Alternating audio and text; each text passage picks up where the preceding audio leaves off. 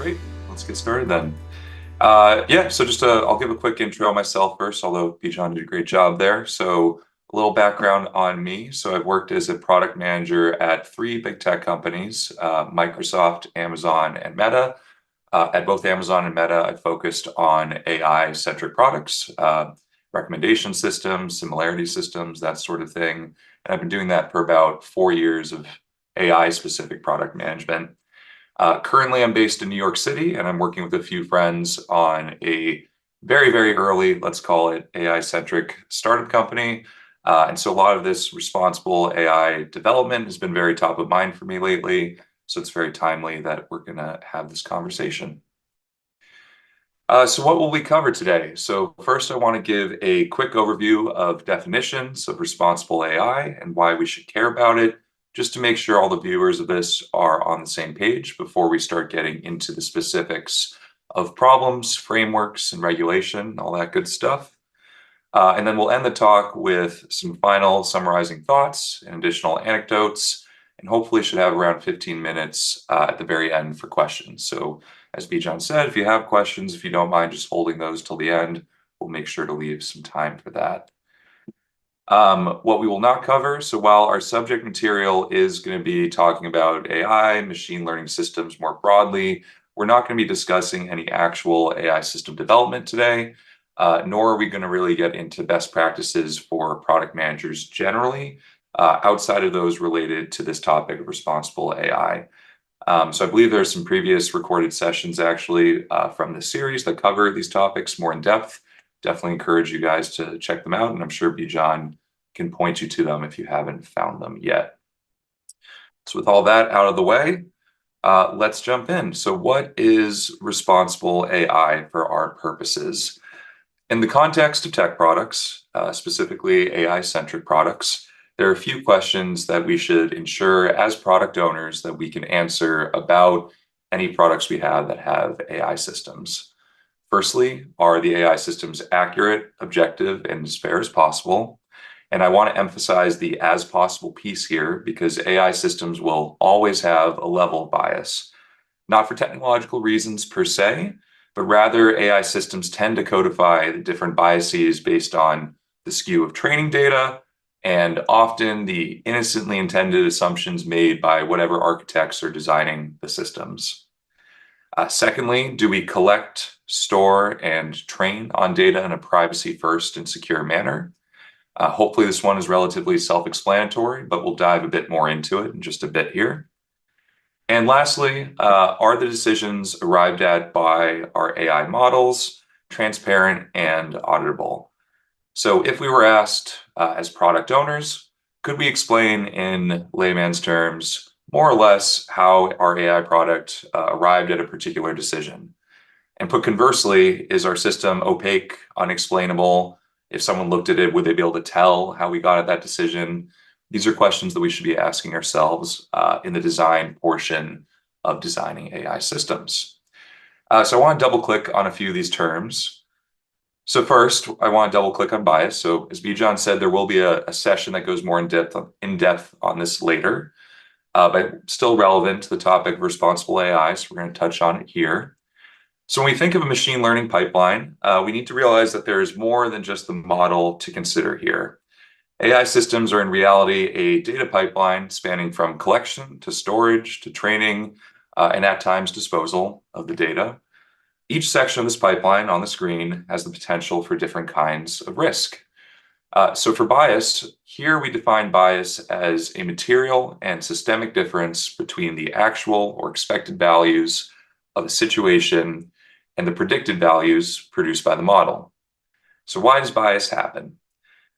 So bias might occur in the training data. There could be over or under representation of a particular class of data.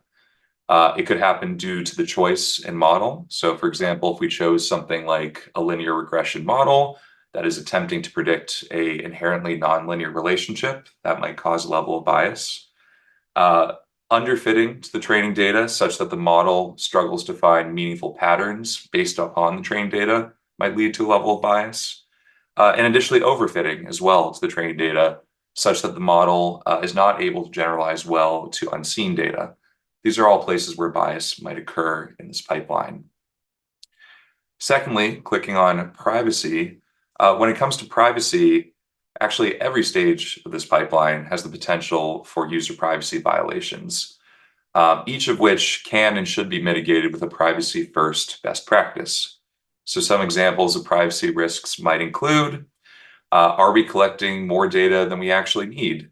And therefore kind of creating inherent risk with the data that we're taking into our system. Is the data that we're collecting tied to personally identifiable information, which introduces a level of both legal and ethical risk to the system? Are we using personally identifiable information for training? And if so, how are we using that data? And is that PII, personally identifiable information, PII, is that PII visible to employees, and especially employees that maybe don't need access to that data? And then even if we move away from user data for a moment, are we revealing inadvertently proprietary or sensitive data that maybe the system shouldn't have access to, even if it's not related to users? Maybe it's related to something more like our business, something sensitive there. These are things we need to think about when thinking about privacy. And we'll touch a little more in depth on that in just a moment. And last, but certainly not least, I want to double click on the term transparency. So while there are technical limitations on what we can explain about a model, notably, especially in neural net-based architectures, which are kind of known for not being very explainable, we should be able to understand to a degree as product owners what factors or inputs is a model evaluating while making a decision. How are we weighting those different factors? What's important to the model and to our business, and what do we consider to be less important?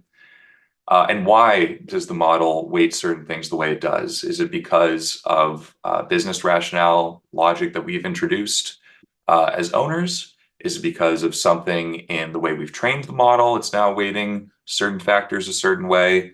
Being able to, at least at a high level, understand and explain that to relevant stakeholders, to users, possibly to regulators, if it comes to that, becomes very important, especially when we start utilizing these models to make decisions around life-changing situations such as medicine, housing loan applications, anything that might have a very material impact on the users for which it's predicting. And we will also discuss this in a bit more depth in just a moment. So now we've talked about some definitions here. I think it's important to explicitly talk about why we should care as PMs and business owners about developing and deploying AI systems responsibly. Beyond it just being the right thing to do, there are actually some very real business justifications to consider responsible AI development from the very get-go. So some very real reasons why you should be thinking about this right from the beginning. First, let's discuss the size and power of the market over our society. So I found some of these numbers in a few journals online that estimate that the global AI market size is worth approximately $207.9 billion US dollars in 2023, and is projected to reach about $594 billion by 2032. So for the mathematicians here, that's a compound annual growth rate of about 19% from 2023 to 2032. So, a lot of money there, a lot of space, only going to keep growing. As an additional anecdote for the size of the AI market today and kind of its impact on society, right now, according to a representative phone survey from around the US, approximately 40% of people in the US utilize different AI systems, for example, voice search functions, Siri, that sort of thing, at least once every single day.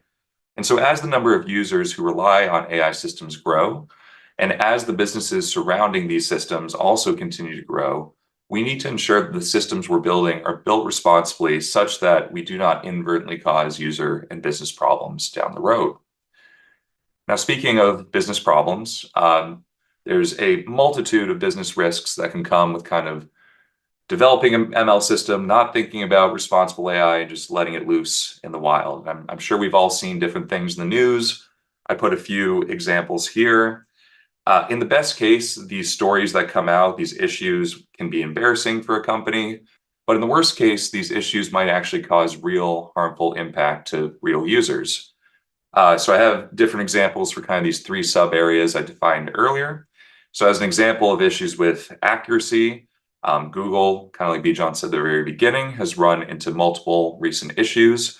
One of which was that Google's Gemini chatbot competitor to OpenAI's ChatGPT very publicly was put to generate images of historical scenes that had very blatant historical inaccuracies in there. Its prior iteration, called Bard, had so many hallucinations. Famously, it said that falsely said that the James Webb Space Telescope captured the world's first image of a planet outside of our solar system. That mistake alone was attributed to a $100 billion market value loss, or about 9% of Alphabet's overall value. So very meaningful there. In the realm of kind of objectivity, subjectivity, Amazon a few years ago landed in hot water when the press discovered that some of its recruitment teams have been using an AI resume screening tool that favored male applicants to technical roles over non-male applicants for those same roles. So real user harm coming for job applicants there, obviously not good. And in the realm of privacy, there are realistically too many issues that keep popping up to count. I listed an example here of employees feeding a model proprietary data that they weren't authorized to do so. But these issues extend all the way to fundamental user trust. So I'm sure we've all heard the conspiracy that our phones or our favorite social media apps are listening to us and giving us targeted ads based on our conversations. Um, that's a real, very fundamental user trust issue that can very much harm brands and products. So I have a data point here that's a bit older, but according to another phone survey conducted in May 2019, approximately 43% of Americans who own a smartphone believe that their phone is recording conversations without their permission. Obviously not true in reality, but we can imagine that that user perception number will probably grow over time. Uh, and actually, just this past week, so I kind of added this slide in recently. You would think that we've learned from some of these mistakes, but unfortunately, it seems kind of as an industry, we keep repeating them. So earlier this week, Bloomberg tasked OpenAI's GPT 3.5 with the task to rank resumes for specific jobs. And they found that at a statistically significant level, the GPT 3.5 favored names from certain demographics over other demographics, agnostic of education, background, actual qualifications for the job. So this is reminiscent of the Amazon issue from a few years ago that I discussed, and demonstrates that we have a long way to go when it comes to recognizing these patterns and pushing forward responsible AI development. So what does this mean for us as product professionals? Well, in conjunction with our cross-functional partners, it means that it's imperative for us to include goals and metrics related to responsible AI as part of our AI system design requirements, and that this should happen as early as possible in the AI system development, ideally when we're coming up with that initial spec to actually design the AI system. So right from the get-go, we should be thinking about this stuff. Okay, so what can we do? Let's jump into some examples of frameworks that hopefully you can use in your day-to-day work as PMs to help identify, excuse me, and evaluate some of the risks in bias, privacy, and transparency, and go from there. So first, let's talk about bias. So when thinking about proactively addressing potential bias in an AI model, one useful tool is disparate impact theory. I put a full quote from the MIT Law magazine on this theory here because I think they stated it in the most accurate and complete way that I have seen so far. So just to read the first part here, disparate impact theory focuses on unintentional discrimination caused by seemingly neutral policies or practices. It recognizes that such practices can disproportionately affect individuals from protected classes, but also really any class within a set of data, even without explicit discriminatory intent. The theory acknowledges that unintentional biases or systemic disparities can lead to discrimination in employment, housing, lending, education, and other important areas, and analyzing statistical disparities and considering their impact on protected classes helps identify and address systemic biases. So put in layman's terms, what that all means is that disparate impact theory is about acknowledging that bias towards or against specific groups can occur in AI systems, even with the best of intentions, and encourages employing objective mathematical methods to address these biases. So what does that mean in practice? So putting this theory to concrete steps, if we follow this framework, we first will want to define what classes, protected by law or otherwise, that we want to consider in our analysis. So some canonical examples might be race, gender, age, that sort of thing. From there, we analyze the AI system decision-making steps that need evaluation. So where are decisions happening? What data is it taking in? From data collection all the way to the final decision phase. We then gather representative data, define baseline measures of what is an acceptable baseline for the particular metric that we're interested in, and assess whether there is any statistically significant difference in any of the observed disparities between groups, between classes there from these baselines.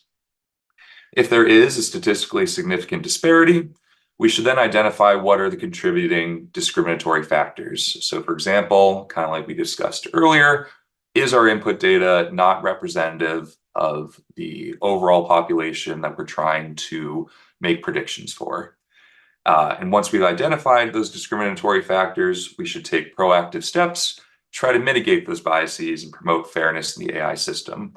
So in the example where our data is not representative, can we make it more representative somehow by either generating additional data, collecting additional data, using some statistical techniques to maybe add some weight to data that's underrepresented? Lots of different options there. The goal of this process is to improve transparency and understandability of the AI system's decision-making process. And it's important to note that this should be a repeating process. We should continuously assess the AI system's performance, address emerging biases, and maintain fairness over time. So that's the theory, and kind of some concrete steps that you can do to try to put it into practice. Another concrete step here to put it into practice is to proactively develop what we call a bias impact statement for the model. So answering these 5 questions will go a long way in helping you proactively address potential bias in your model. So questions such as, what does the model do? And what we mean by what here is, who is the audience of the algorithm, who will be most affected by it. That will help you identify those different classes by which you can determine if there's differences. How are we going to be detecting bias here? So how and when will the model be tested, and who will be the targets for the testing? A little bit of self-reflection. What are our incentives? So what do we as a company, as a business owner, gain in the development of this model? And how might these incentives run contrary to the goal of having an unbiased model? So making sure that ultimately our own incentives are aligned with the goal of responsible AI development through the disparate impact theory. How are we engaging stakeholders, if at all? So what is the feedback loop that we are getting from both internal and external partners on this, as well as customers? Ideally, we want a very clear and easy way for the users that are being impacted by our model to give feedback directly to us as to whether there is some level of bias for a particular class that we can then incorporate and try to improve the model from there. And lastly, has diversity been considered? And when we say diversity here, we mean for whatever data we're considering, whether that's about people, whether that's about cars, pets, whatever may have you, whatever those different classes are there, are we considering the different perspectives from those different classes, different cultural groups, and making sure that the impact that we're delivering for our model considers these perspectives, making sure we're kind of having a more holistic view of the people, cars, pets, houses, whatever it may be, that we're actually ultimately impacting at the end of the day. So, talked about bias for a little bit. I also want to touch on a framework to address privacy concerns. So on the privacy side of things, I can certainly speak to real world solutions that I've personally used at companies that I've worked at. Despite perhaps popular opinion, in my experience, many big tech companies actually do have pretty stringent data use policies of varying degrees of strictness, particularly in working with machine learning models. I and some of the teams I supported at the last few companies I worked at had to go through very strict privacy reviews before launching any material changes to our machine learning pipelines. And again, the pipeline spanning all the way from data collection through training, inference, analytics, that sort of thing. And I definitely recommend that other companies who maybe have not yet implemented that sort of process go ahead and do so. So the crux of these privacy reviews is to try to answer these three questions. If the answer to any of them is yes, then we need to ask ourselves whether a reasonable observer would find our use acceptable from an ethical standpoint. So, does this use new user data? Does this use existing user data in a new way? And lastly, are we changing how we're storing the data or our retention policy? Ideally, there should never be any infinite retention policy in company policies. There should always be a window in which we're deleting user data, particularly PII, that is both within the confines of law and also that a reasonable observer would find acceptable. So something 30 days, 60 days, depending on the specific data, that context is relevant. So what are some best practices that we can put into play here? So firstly, you want to make sure that your system is only collecting the data necessary. You never want to have a system that collects all the user data and stores it just because we might need it later. That is absolutely not what you want to be doing. You need to make sure that every piece of data that you're ingesting into your systems is absolutely necessary for the task at hand and has a very real business justification. Secondly, there are many techniques you can use to anonymize the data. So sometimes the data that you need for your model, you don't actually need to have to tie it to a specific user. It's become increasingly common. I've seen at some big tech companies, notably Apple, has been very transparent with their privacy frameworks, and they talk about how now with a lot of the data they collect, they assign random IDs to the rows such that the data cannot be tied back to any specific user. And that can help them. That both is good for the users, but also helps companies like Apple, for example, protect themselves in case of data breaches. As a quick aside, I think I read that in addition to assigning the random IDs, those IDs actually get changed over time. So even if there was a leak, after a certain period of time, all the IDs will be randomly reassigned again. So it really becomes difficult to tie it back to a specific user.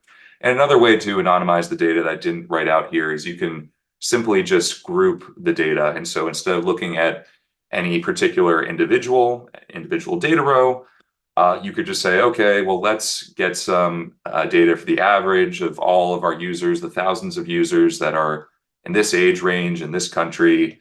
And that could be a way to get useful data that you can then give to your model without necessarily allowing it to be tied back to a specific individual. Thirdly, we want to make sure we have very strict data access rules. So ensuring that this hopefully anonymized data that we have now is accessible only to those who absolutely need it for a specific work-related purpose. So we don't want to run into the case where we just have some SQL table or other type of database that is accessible to everybody in the company. There's been numerous examples in the news, notably Meta a few years ago with the whistleblower that happened, who was able to find all this data and information that probably should not have had access to in the first place. You need to make sure that your company has these very strict data access policies and that the policies also expire after a amount of time. So if I'm able to access some user data for a very specific work-related purpose, I've been approved for that, I probably don't need it forever. Probably my access should be revoked after a certain amount of time, maybe 30 days. And then if I need it again after that 30 days, I should go through the same process of getting approved to access the data, justifying it again with a real business reason. And lastly, this is kind of one that, at least for me, is a bit newer, but what I've seen is that a lot of these machine learning models, companies are pushing to training on local devices.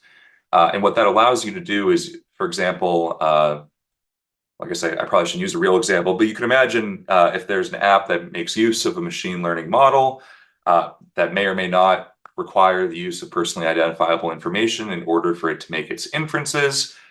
If it does its training on the local device, so perhaps on an individual user's iPhone, then that PII never leaves the user. It never gets stored anywhere server side in the company. No employee can look at that PII.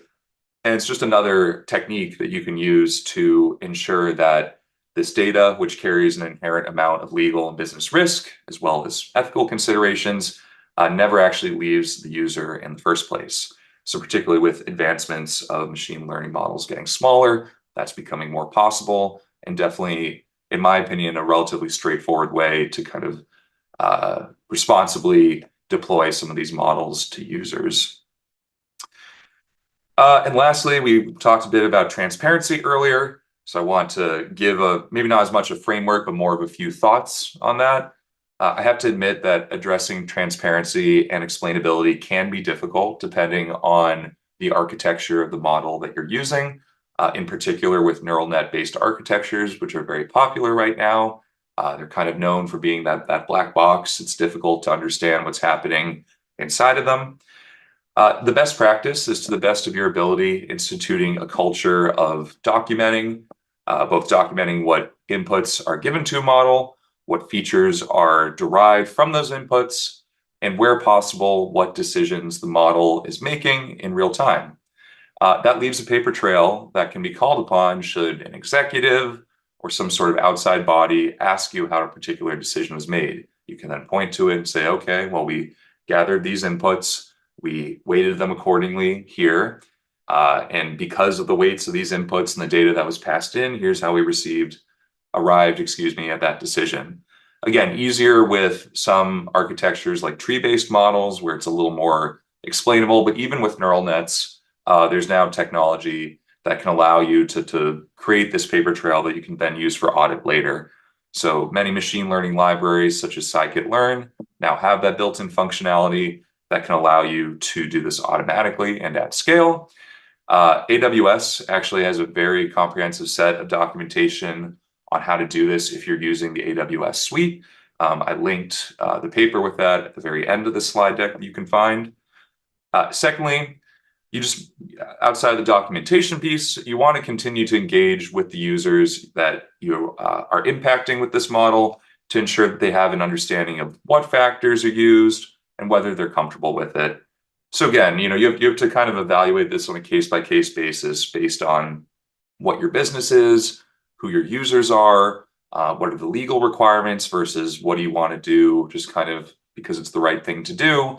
But I think building a little bit of user trust can go a very long way, especially when it comes to users feeling comfortable with your product. So as we talked about earlier, there's kind of a very wide-ranging conspiracy theory about users are afraid that their phones and their social networks are listening to them.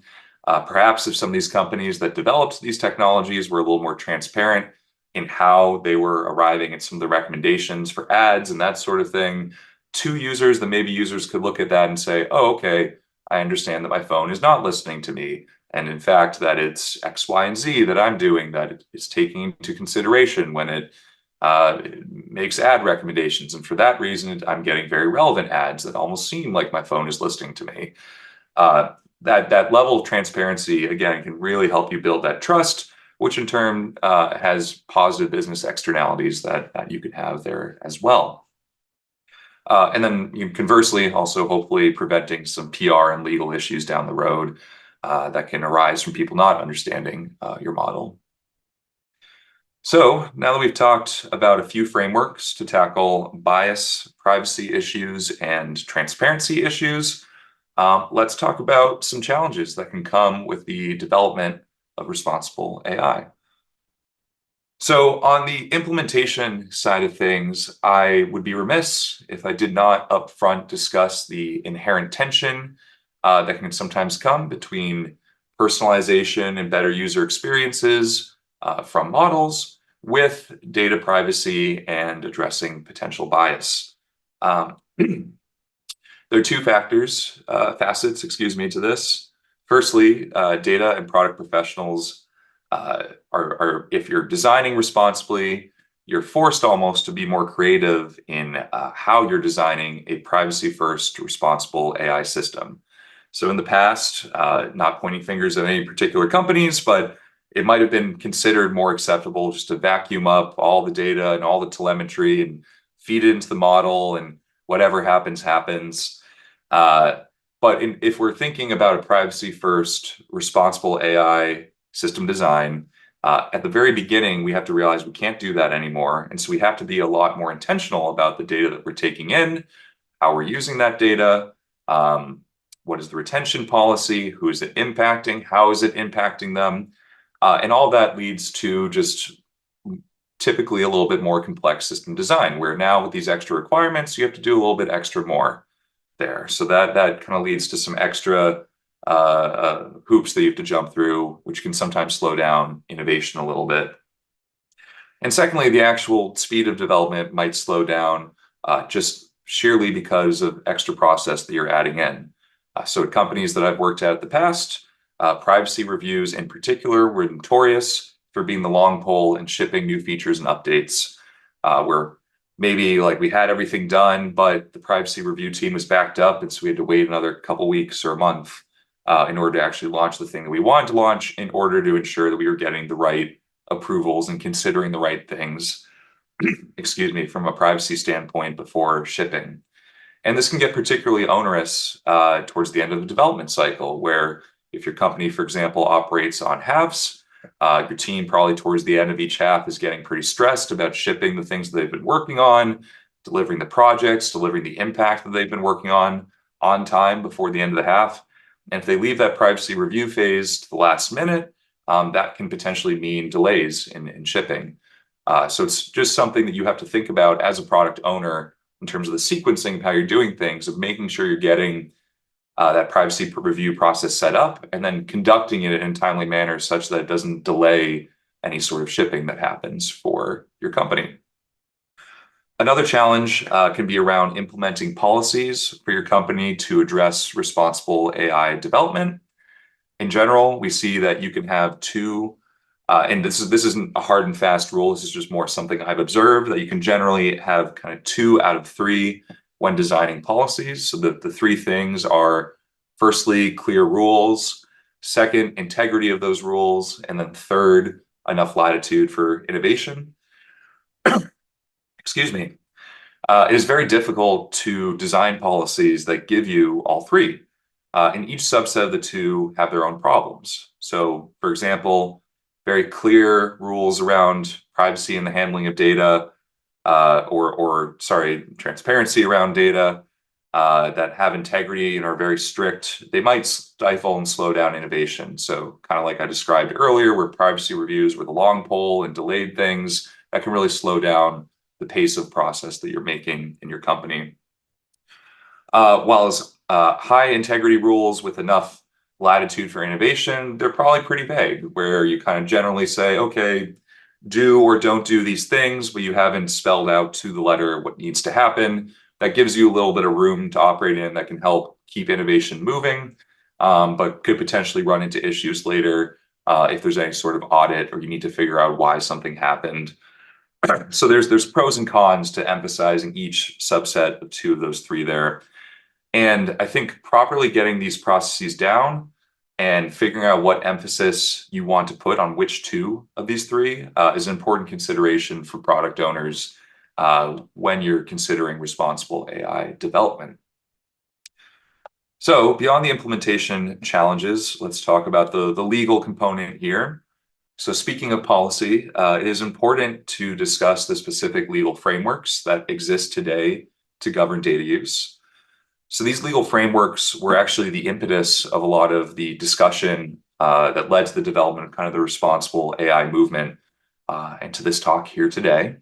So both the General Data Protection Regulation, or GDPR for short, and the California Consumer Privacy Act, CCPA for short, are crucial pieces of legislation aimed, excuse me, at enhancing data privacy and transparency for constituents. So GDPR is for EU citizens, and CCPA, technically for California, but functionally operates across most of the US. And so I kind of spelled it out on the slide here. GDPR, in brief, is a set of EU regulations that gives EU citizens a set of rights when it comes to the collection and use of their personal data. This requires companies to obtain clear and informed consent to disclose data breaches and to permanently delete data when requested to by that user. The CCPA, as I said, while there's not US-wide legislation officially enacted yet, California has kind of enacted a similar set of regulations to the GDPR that a lot of companies in practice just use for all US users.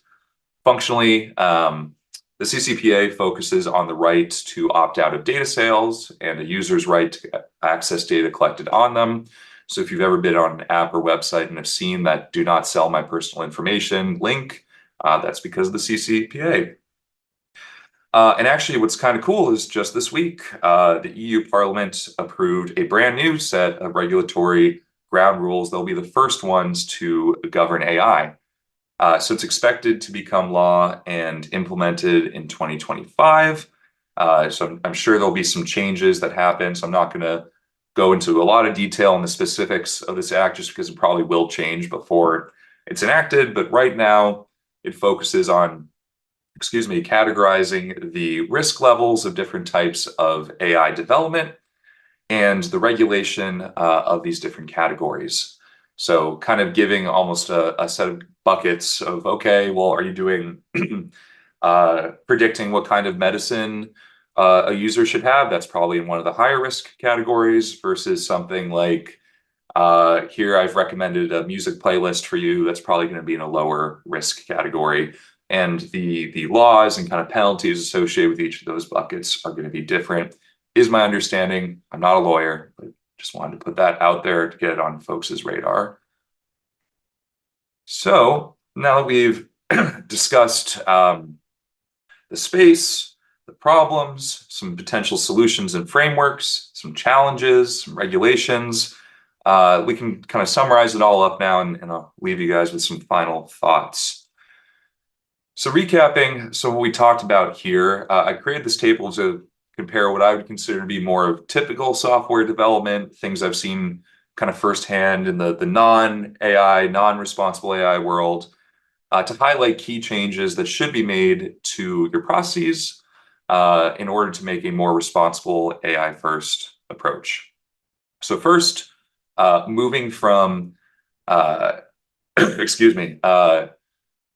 not considering bias basically in this first row is kind of what we sometimes see in the software development world, where you get a set of teams that are working on some system.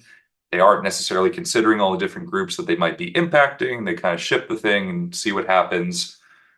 Shifting to a more proactive approach, where proactively we define classes and metrics to audit for bias, regularly auditing for statistically significant disparities between these classes, is one of the shifts that needs to happen.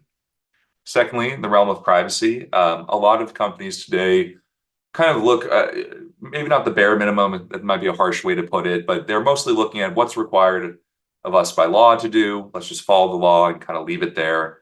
We want to shift to a more comprehensive set of best practices for data privacy and protection that go beyond what the law actually dictates, to make sure that we are proactively getting ahead of any issues that might happen that could be embarrassing for the company or cause user harm, and possibly most important, build more user trust. And then lastly, looking at the transparency side of things, a lot of companies today, not because they're malicious or anything like that, but just not really thinking about how users are perceiving their systems. There tends to be minimal transparency for machine learning-based decisions. They're developed by internal teams who understand how the system works. They get shipped, there's a UI slapped on it, the users start using it, and the users don't get how we got from some set of inputs to a set of outputs. I think the shift that needs to happen there is a more comprehensive set of documentation for the different machine learning pipeline stages, developed in conjunction, ideally, with subject matter experts, depending on what you're working on, and community members. So, for example, if you were working on a tool for housing loans, maybe consulting with experts in that space, as well as talking to different users who are using the tool, who might be impacted by the decisions made there, can be a good way to both uncover issues as well as develop better transparency and user trust there. If there's one thing, I want folks to take away from this talk, I would say that it is to acknowledge that all machine learning models will exhibit some level of inaccuracy or bias based on training data, developer assumptions, model selection, and training methods. And the best that we can really do is to bake responsible AI frameworks into our design and development processes such that we can mitigate the very real user, business, and legal risk posed by AI systems. Transparency, explainability, and proactive partnership with both experts and the user communities impacted by the systems are critical to mitigating risk and establishing user trust. Lastly, since I'm sure there's some entrepreneurs in this audience, thought it'd be kind of fun. I threw together a few high-level startup ideas that I've not really gone into depth on, but just thoughts I had of potential areas folks can get into if they're interested. First is a platform to automatically check compliance with some of these regulatory frameworks like GDPR and CCPA.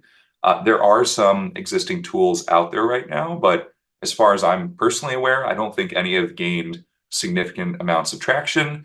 If I'm wrong, please do correct me, but that might be a space that potentially someone could go in and disrupt. The second is improved methods to detect hallucinations from the various LLMs. Obviously, kind of tricky to accomplish, but I think having some sort of third-party tool that could look at different LLM-based models, understand when a hallucination might be happening, and identify that could be very useful. Of course, if you're able to detect it, you might as well go ahead and fix it, but there might be something there for folks to look into. And lastly, but certainly not least, is mitigating the environmental impact of AI. So this is an area that I didn't think I would really have enough time to talk about in this talk, so I kind of didn't include it, but monitoring and mitigating the environmental impact of AI certainly falls under the umbrella of responsible AI development, in my opinion, and certainly is an area worth exploring for disruption.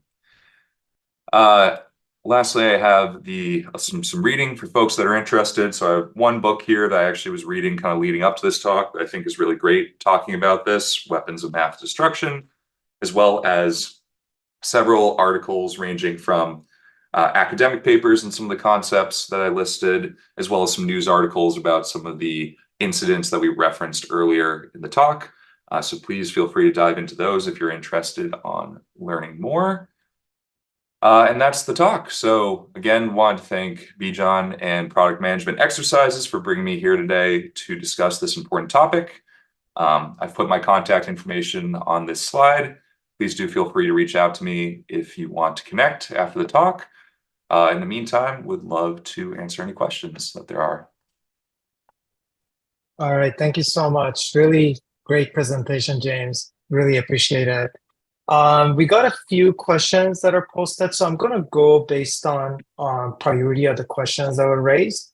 So the first question that was posted was by Hardika, and the question was, so are these biases notified on the test data or only post-launch once we have enough user data? In case it's post-launch, how does one ensure minimal bias before launching these models to the public? So curious to know what your thoughts are in there. Yeah, let me just repeat the question to make sure I got it. So the question is, at what stage should we start looking for bias? Are we looking more in pre-launch training, that sort of thing? Or are we looking more in post-launch? And then secondarily, I think the question was, how do we go about mitigating the bias? Is that a fair way to put it?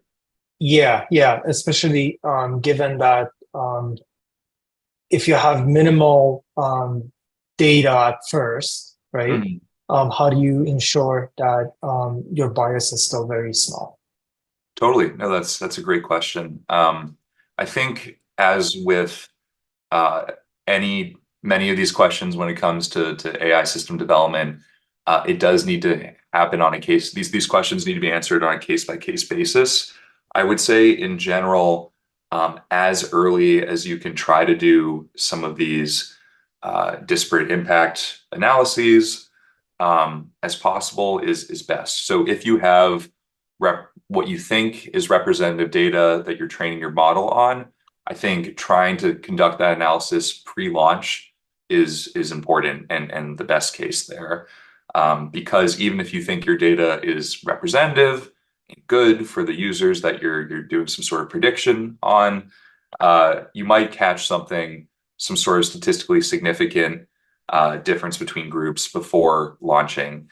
And I think the important thing there and kind of the crux of this whole bias identification is you or your team as the product owners need to be able to identify to the best of your ability who are the different groups, who are the different classes we think might be impacted here. And by drawing those group lines, then you can kind of conduct that statistical analysis to see if there's a significant difference between the groups. If for some reason you don't think you have enough sufficient data pre-launch, or maybe your team doesn't have great insight into what the different groups or classes might be, there's maybe different ways you could try to mitigate that. For identifying different classes and groups, of course, talking to users, talking to subject matter experts might be a way to uncover that information. And if you don't have sufficient data, that's a difficult one to address, certainly. But I think you could look at through your launch plan, trying to mitigate that, where maybe if you have a phased launch, some sort of alpha or beta launch, or maybe only rolling out to 1% of users for a week or so you can collect that initial data and do that analysis, might be a good way to mitigate that bias without necessarily just kind of shipping it over the wall to all the users and hoping for the best. So I think it comes down to just trying to, as early as possible, identify the bias and then mitigate it with as minimal impact to users as possible is how I would summarize that. Got it. Thanks so much for sharing that. And then one more question.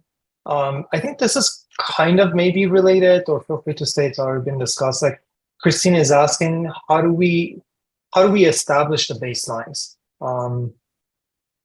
Yeah, I guess it's kind of a little bit relevant to what you already shared, but feel free to kind of dig more into it. Yeah, totally. Again, we'll start with the caveat that it will depend specifically on the context of the use case that you're building for.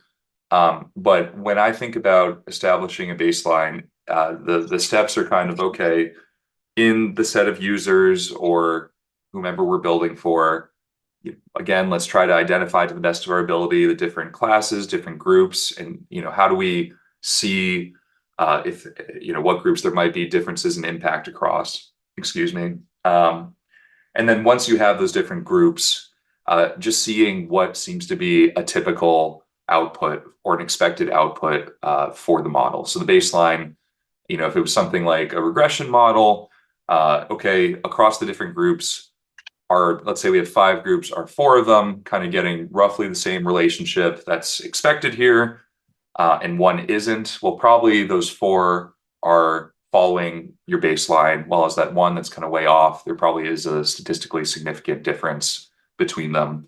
So in my mind, I'm sure there probably are some more technical ways to go about doing this, but in my mind, there's a little bit of art with the science where you kind of have to look across the different groups, see what seems to be typical, normal, and call that your baseline.